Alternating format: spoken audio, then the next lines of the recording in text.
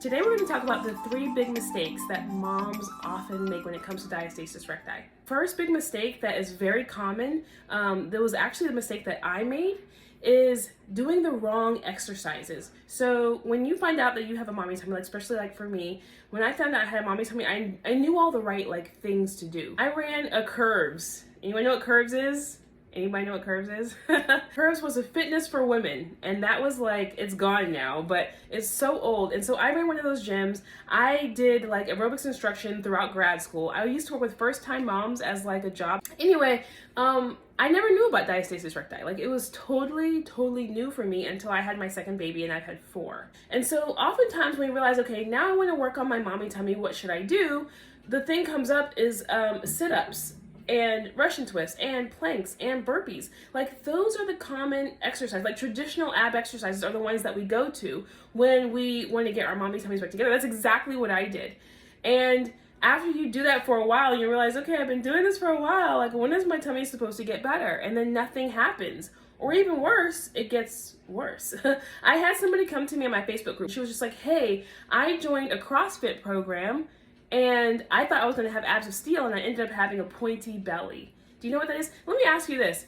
Do you know what diastasis recti is? I realize that I have a lot of people on here that probably have never heard of diastasis recti before. If you've never heard of diastasis recti before, put IDK in the comments. Put IDK in the comments, because I need to probably explain that, right? So she said she had a pointy belly. Why does she have a pointy belly? So really briefly, diastasis recti is separation. Okay, I see an IDK, rising with Jess. Okay, so I'm sure you're not the only one. Now, this is what our abs look like before being stretched by anything. Okay, so we have our rectus abdominis, or our 6-pack muscles, here in the center. And what happens during pregnancy is all of this stretches out, right? Okay, and what you have here are not only abdominal muscles, but you also have connective tissue. Connective tissue wraps all of the muscles of your core, wraps everything really in your body, but right now we're talking about the core. It wraps all of the muscles of your core, then connects together here at the midline. You see that? So your muscles don't connect to each other directly. What holds them together is your connective tissue. So the connective tissue holds the muscles in place, it wraps the muscles and connects them together. All right, so here at the midline, what you're seeing is connective tissue connecting the muscles together. So during that stretching process during pregnancy, what happens is not only do the muscles of the core get stretched out, but also that connective tissue gets stretched out. So here at the midline, you have the linea alba, which is connective tissue at the midline. And during pregnancy, when all that gets stretched out, it goes from being this thin line of separation here between the rectus abdominis, or your 6-pack muscles, to something thicker like this, wider, okay? Or it could be wider like this, okay? So instead of your rectus abdominis being really close to each other like this, the 2 sides are now farther apart. And the midline tissue, this connective tissue, is stretched out. So it didn't increase to become this wide. This same tissue stretched to become wider like this, okay? So what happened was, the person who came to me in my Facebook group, she said that she went into a CrossFit program to get abs of steel and had a pointy belly. How did that happen? What was she talking about? So she was doing those hardcore crunches and hardcore sit-ups probably during a CrossFit program. Now, she was getting this coning or doming that was occurring when she was doing those sit-ups. Okay, if you don't know what I'm talking about, I want you to do this with me. Lean back and look down. Do you see a pointiness coming up, or a doming or coning coming up? So I'm just hovering, I'm not actually leaning on my chair. I'm leaning back and I'm looking down. And if you can see this pop up in the middle, this coning and doming at the center, I see that. Put me, just put me, put me. If you're seeing coning and doming at the midline, then I want you to put me in the comments. Yes, I have that, me. Okay, I see people putting that, me. That is this midline tissue that has become separated. And so what happens is when you lean back and you look down, when you lean back, you're increasing the intra-abdominal pressure of your core. all right? Your core pressure is what helps to keep you stable. So as you lean back, you're like, ooh, your body's like, I'm a little unstable. The pressure increases to help stabilize you. But what happens is you have stretched out tissue, which is called diastasis recti, okay? And that tissue is stretched out, and because it is stretched out and weaker, when you increase your intra-abdominal pressure by doing a sit-up or something like that, it pops out in the midline as a dome. My 4-year-old, she's getting over a cold. So when she was doing those sit-ups over and over and over, what was happening? She was causing that excessive doming at the midline, okay? And when that happened over and over and over, because that tissue was thinner and she might have been doing really excessive traditional ab exercises that was causing that excessive doming over and over, she said she ended up having a pointy belly because she might have stretched this even further doing those types of exercises. And that's why I say one of the number one mistakes that we make as moms once we find out that we have diastasis recti is doing the whole wrong exercises. It's very easy to do because when we look up how to get rid of my mommy tummy on YouTube or best ab exercises for flat abs, we get the traditional ab exercises. We get sit-ups and planks and all these different things that are great for your ab lines, because everyone wants ab lines and getting that rectus abdominis nice and strong. But they're not great if you have diastasis recti and you haven't sufficiently strengthened your deep core, your transverse abdominis, which literally wraps around your waistline like a waist trainer and cinches you in. That's what that muscle does. That's the muscle that we work on my 8-week core challenge in conjunction with the other ones, but we have to be able to engage and strengthen the deep core muscle that literally brings your waistline in. And that is not your rectus abdominis, okay? Your transverse abdominis, if you look this up online right now on Wikipedia, look at what it looks like. It wraps around your waist and cinches you in this way. Your rectus abdominis is right here in front. Your obliques are right here in the front. Your transverse abdominis all the way around, cinching us in, holding us in. That doming that we find when we do sit-ups, if we engage our transverse abdominis, it'll flatten that right back out. But your transverse abdominis has to be strong enough to do that. And that's what my 8-week core challenge is all about, okay? All right, so that's the number one mistake I find that we often make, is doing the wrong exercises, all right? And we can go into more detail about that at another time, because I go into how to modify exercises, how to know what exercises are right for you or wrong for you, because sit-ups, I will say that as a general, like, hey, don't do sit-ups. But some of you with diastasis recti who have sufficiently learned how to engage your transverse abdominis, you have begun strengthening it, you might very well be able to do sit-ups. But if you're seeing excessive doming when you're doing sit-ups, you're not ready to do them, okay? All right, so it's not like a clear cut, like, hey, you can do this and you can't do that. You kind of have to know the signs, all right? And that's why throughout the week, usually on one of my lives in a week, I will talk about what are the signs to know if an exercise is right for you or not. And we'll get into that. Another mistake that I often see is waist training, all right?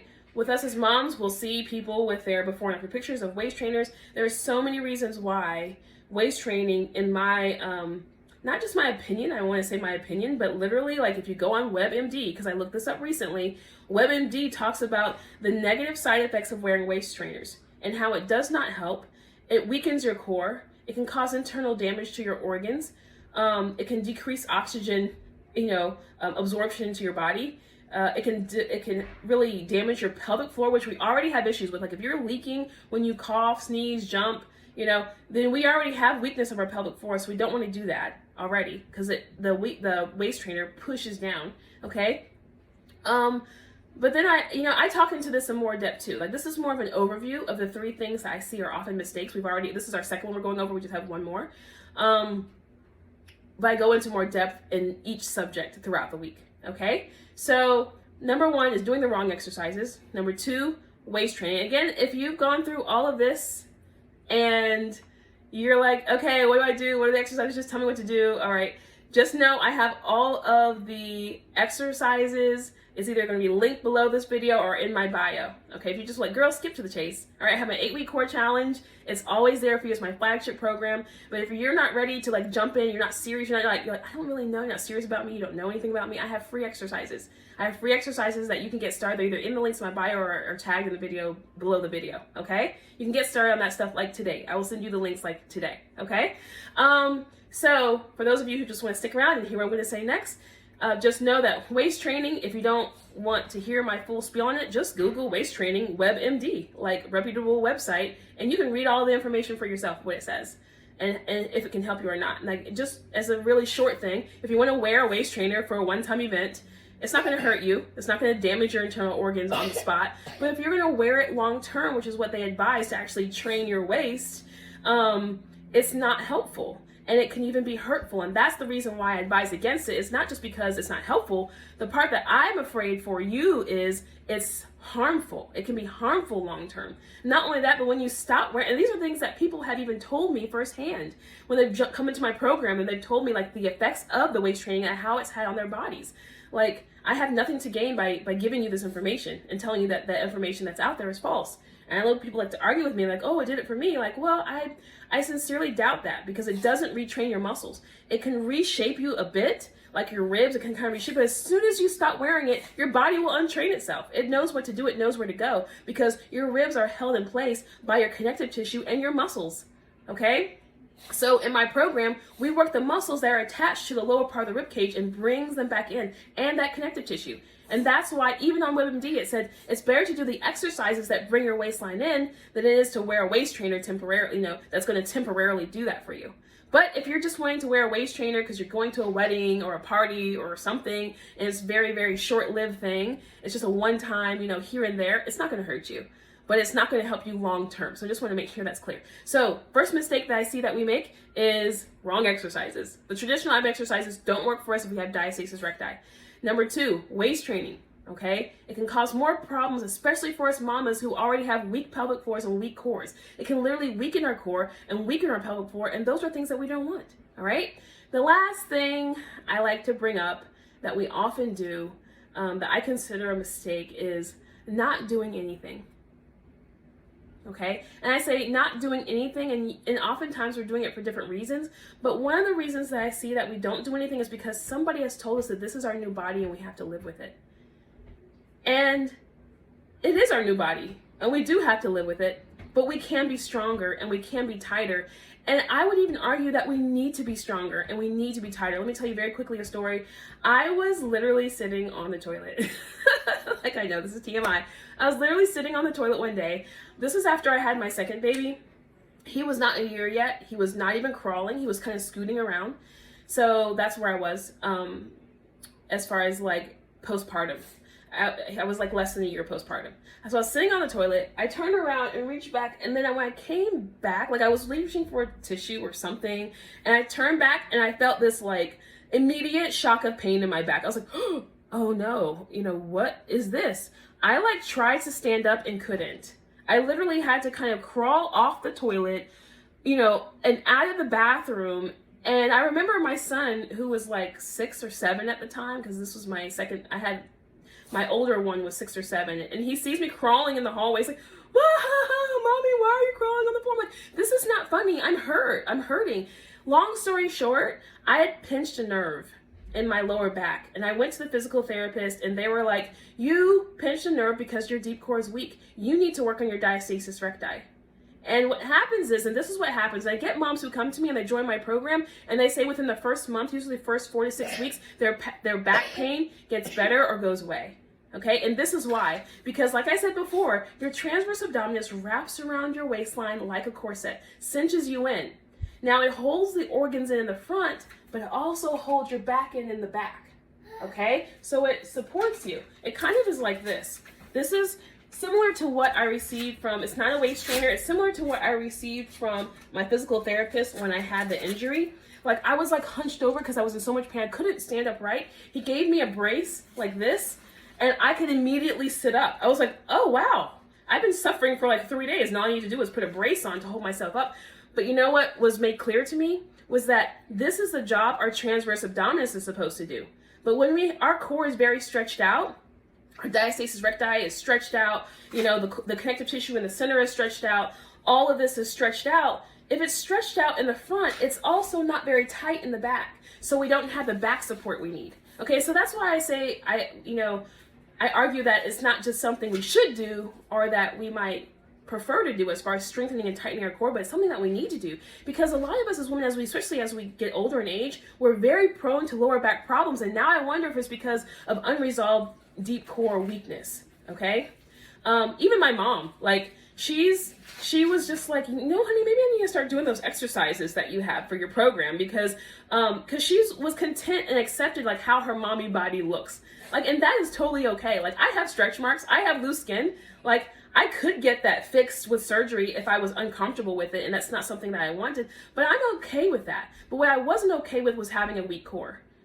And when you tighten up that core, it really helps hold the organs in. Like, I struggle with constipation, and if your organs are sitting out and you don't have that support coming in, our intestines and all that can be sluggish. We can have a sluggish digestive system because gravity is not, working for us if everything's hanging out.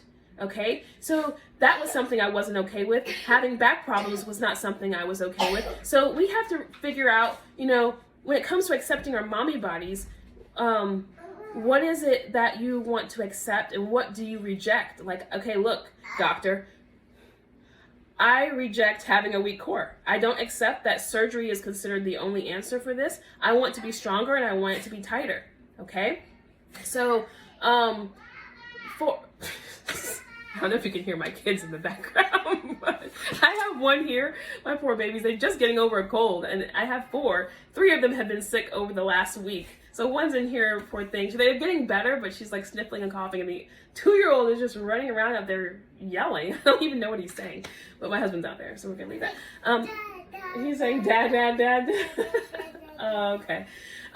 So yes, so you have to figure out what it is that you choose to accept and what it is you don't. Like I said, I choose to accept my stretch marks and my loose skin. Like, I'm okay with that. I feel tight, I feel stronger. When I put on my high-waisted, bathing suit bottoms, I feel great, you know what I'm saying? And I accept everything that's there. I'm just like, okay, this is the body, or I'm learning to accept, let me say that. I'm learning to accept this new mommy body, but there are some things I won't accept, and you have to decide what you want to accept or not. And I think some people will shame us for not bouncing back, and then other people will shame us for wanting to bounce back, and it's just like, or for accepting our bodies the way it is. And I don't think either one should be shamed. Like, if you accept your body the way you are and you're 100% comfortable, or even 85% comfortable, go for that.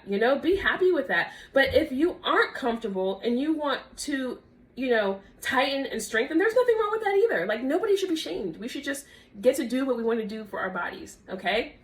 But I definitely want to say, if you feel like you should be stronger, there's hope for that. I had a doctor come into my program who said, she's a mom of 3, and we were talking back and forth, and she was like, yeah, in medical school, we're taught that only surgery can fix diastasis recti.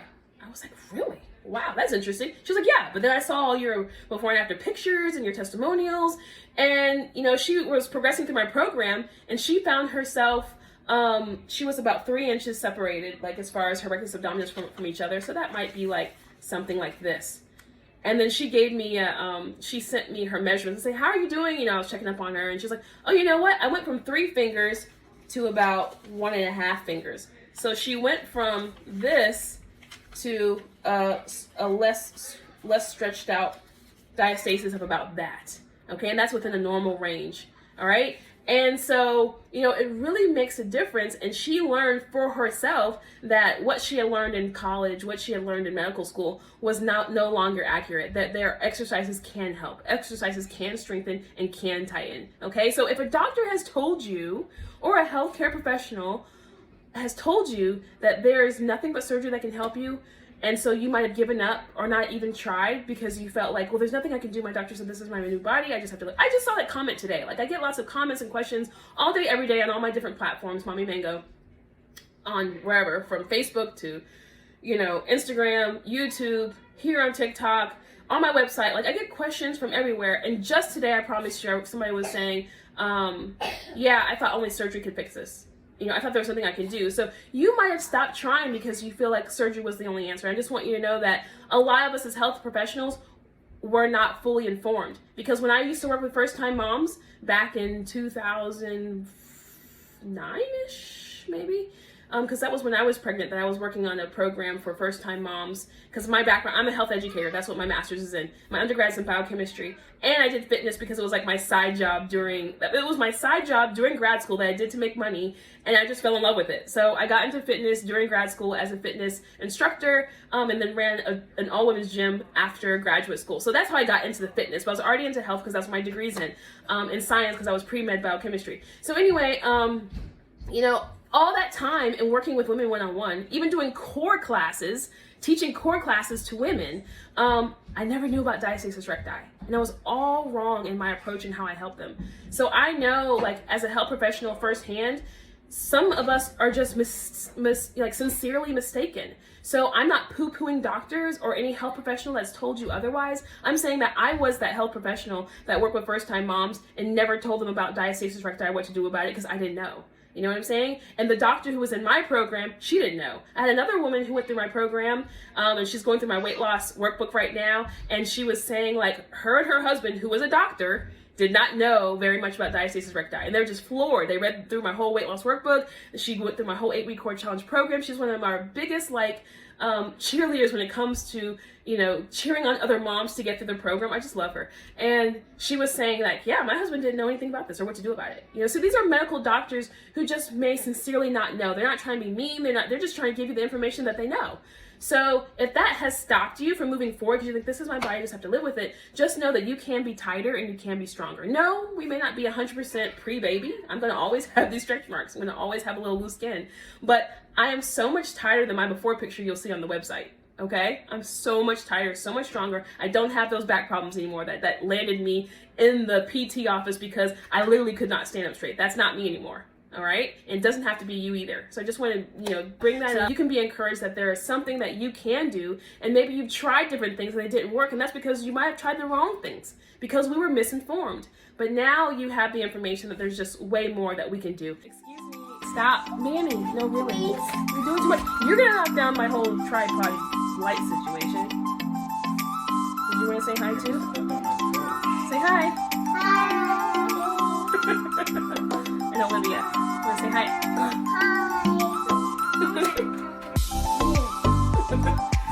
All right, okay. Tristan, thank you.